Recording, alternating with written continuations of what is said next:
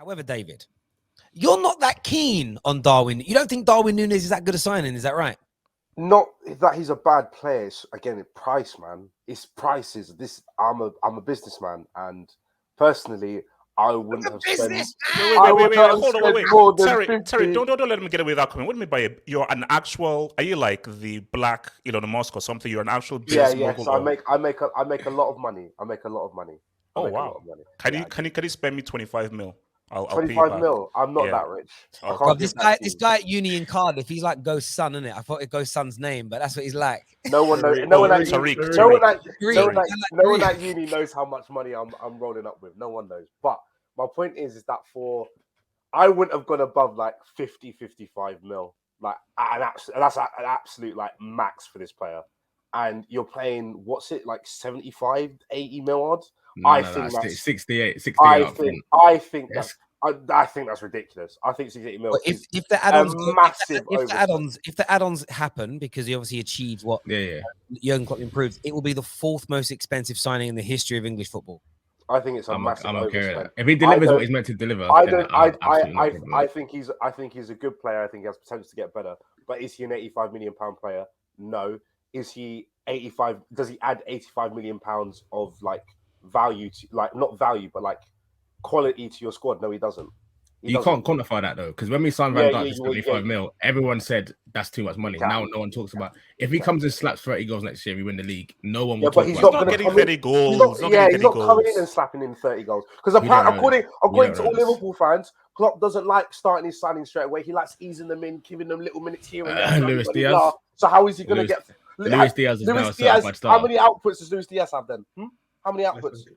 Keep that. About five still. He's about 5. But no. He's now a starter in our team. Luis Diaz is now certified starter on our team. So there's no better than him. If you're good enough, you just come in. How much was Luis Diaz? Doesn't matter how much he was. It's not your money. It's not my money. I don't care how much he pays. If they improve our team, I do not mind how much. Yeah, but if you can improve your squad, especially Liverpool fans as well. I'm talking especially about your club. You man love talking about net spend and blah blah blah.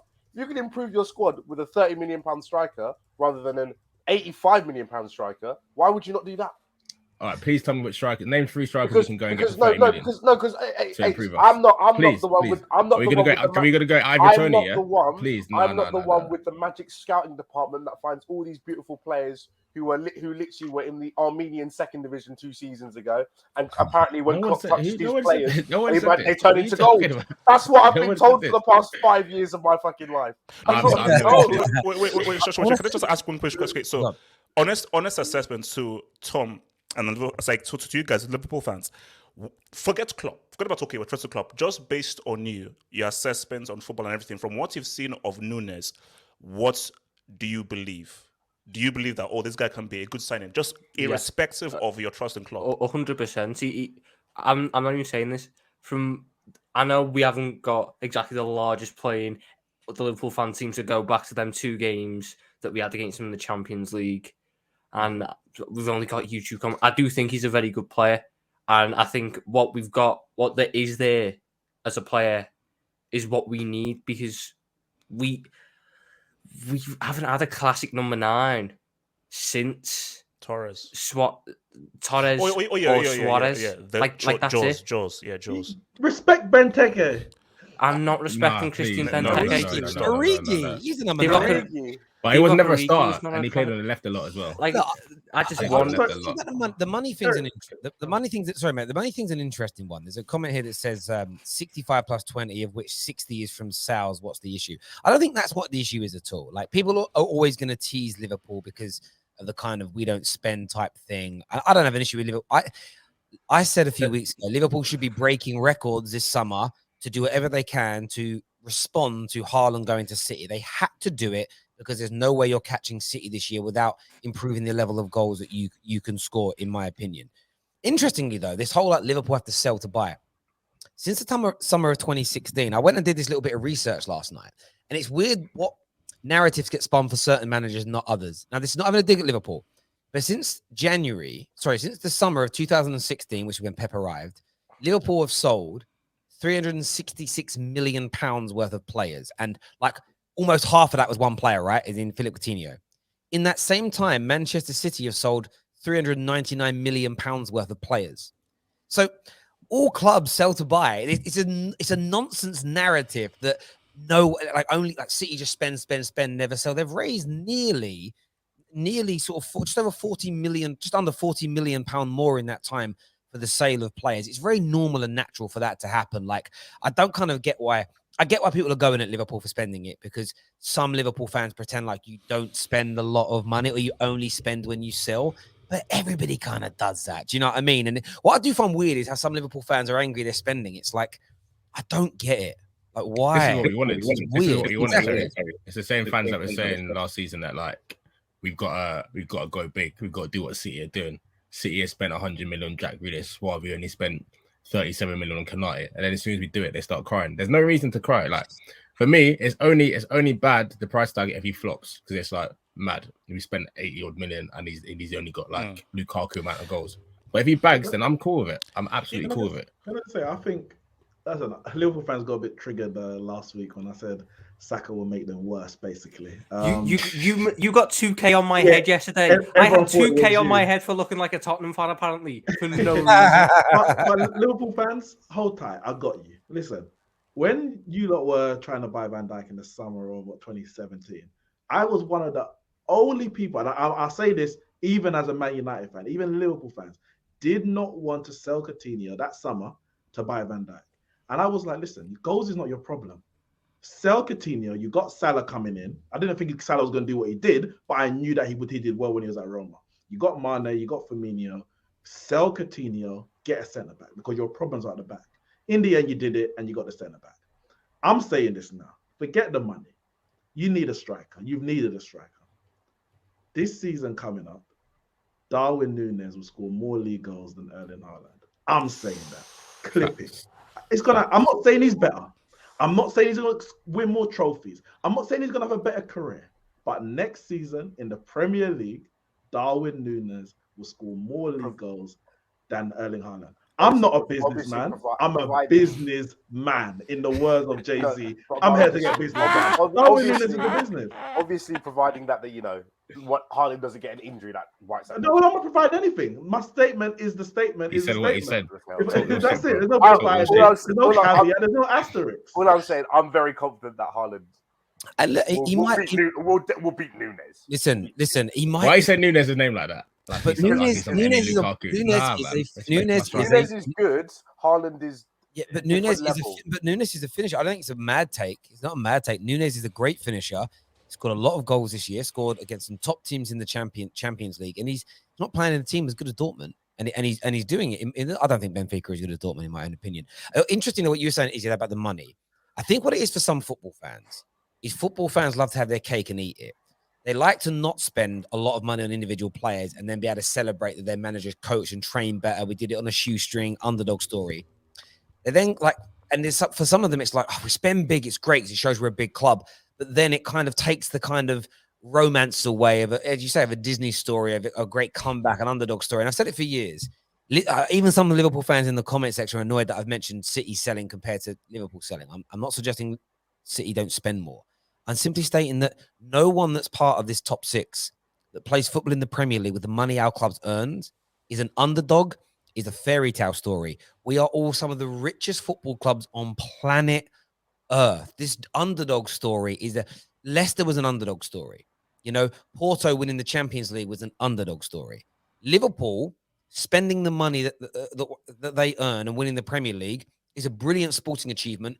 Great coaching, brilliant team. It is not an underdog story. It is not something that Disney Plus or HBO are going to buy. And I'm sorry, I'm not trying to sound harsh. It's like the fact that it was annoying me watching Liverpool fans go, I don't think we've got the money for people. Of course you man signed a deal with Nike. You had a deal with Nike. I've never seen so many Liverpool fans celebrate. We're the only team in the world that earns 20% of every piece of Nike, Liverpool branded Nike merchandise. We are going to be super rich from now.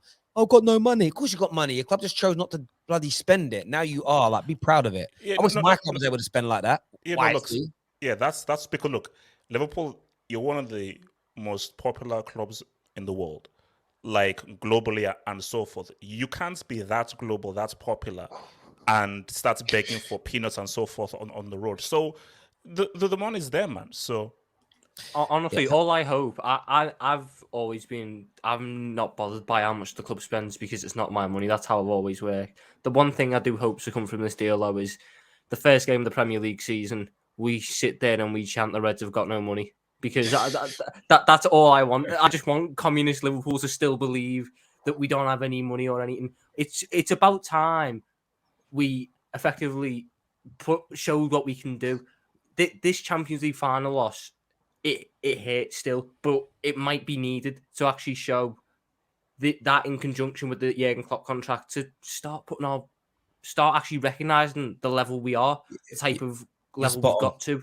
We have to buy these type of players if we want to compete. You do, because you can do it. It's that you can do what you did before and predominantly buy or get £30 million striker that might become as good as Darwin and then might go on to the next level. But then that's winning one league title in 7 years. Liverpool Football Club want to be winning. They want to be dominating like Pep's just done. You have to spend money to do it. There's no point doing all these big commercial deals. There's no point expanding the stadium size, which generates more income. There's no point doing all these things if you're not going to spend it on players, because Liverpool's only job is to win the trophies. That's the only commodity you deal in. So I think any Liverpool fan moaning about it or trying to play it down, or actually we're paying it in installments, and we did it through Littlewoods, mate. It's only costing £2.60 a week. Why belittle your club? You are big Liverpool, rich Liverpool. Be proud of what you've built. It's organic money as well. Like, celebrate it, embrace it. It's very weird to me. Joshua here says, I like David, but you can't talk about the price tag when you told Chelsea last year to break the bank for Haaland. Even that guy has been injury prone. You're getting called out, David. No, so first of all, Haaland's not injury prone. This is literally been his first season where he's had a couple of injuries. He's not that. He's really not. Lies. Stop lying. It's not lying. He's been picking up injuries. He's been picking up injuries. Lies. It's not that bad. It's really not that bad. It's not that bad. My point about Haaland was that I believe Haaland is what is going to be one of the top two players in the world. And behind Darwin Nunez, behind Kylian Mbappe, and when Lukaku was, and when we were being told we were going to spend 100 million on Lukaku, I was like, why would we go and spend 100 million on Lukaku when I can literally go and spend 120 million and get Haaland? Once I found out that Haaland was going to be like 150, 160 a week, and he wanted like 500, 600k a week wages, I was like, that's not worth it. Because even though he's very talented, he's not that talented. So I had limits, but I was like, if we're going to spend this much on one person, I'd rather spend this extra bit on the next person. David, just to let you know, 13 injuries in 2 years. 4 times it's been knee problems. He missed 180 days in the last 2 seasons. It's not that bad.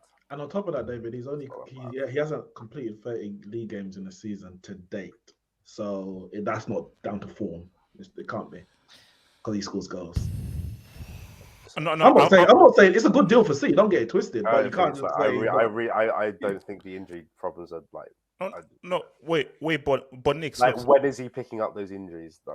I'd be interested. For international injury. But here's the thing, though, Nick. Look, City have already wasted 100 million on free cash already. So those guys, they know how to pretty much waste money. So if this is a waste, it's what it is. Like they're oil money, man. The money is endless. Cheats. So I don't get this Nkunku obsession. Why? How are we going to fit Nunez and Nkunku? They are two different players. There is a clear thing here that our fans need to understand. We're going after Darwin Nunez, who is a completely different player to Nkunku. So the people sitting there going, no, I want Nkunku instead. Why? Because we obviously don't need Nkunku. Otherwise, we'd have bought an Nkunku. We'd have bought an Nkunku type player. No, we're buying a Nunez. We're buying a tall. He's quality though. And Nkunku's he's not even a striker though. That's the funny thing. He's actually not. Yeah, he plays wide. He plays wide.